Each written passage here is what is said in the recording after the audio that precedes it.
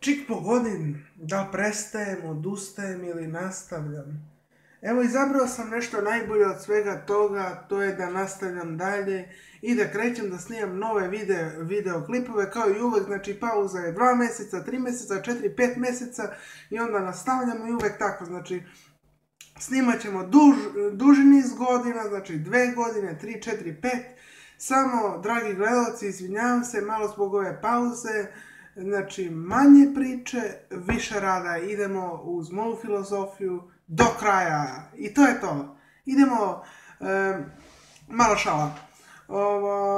Danas sam planirao da pričam 3 jezika i sad vi treba da pogodite te jezike, čisto onako, znači nema nagrada, nema ničega, znači čisto to onako iz nekog poštovanja, znači kom se ne gleda može slobodno da izađe iz ovog videoklipa, da ne bude ono dosadan si sve to i tako i ovako, znači ko me voli nek me gleda, evo uz ovu čašu mleka, dok drugi piju pivo, ja pijem milk, to da znate, dragi gledalci.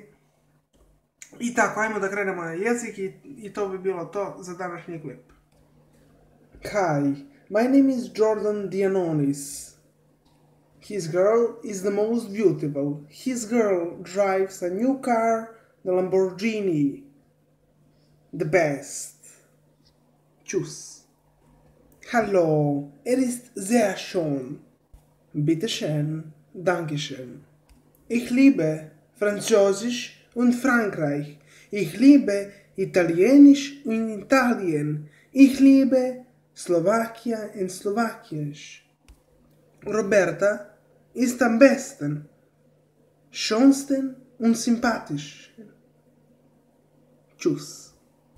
Sad sledi jedan novi jezik sa istoka malo.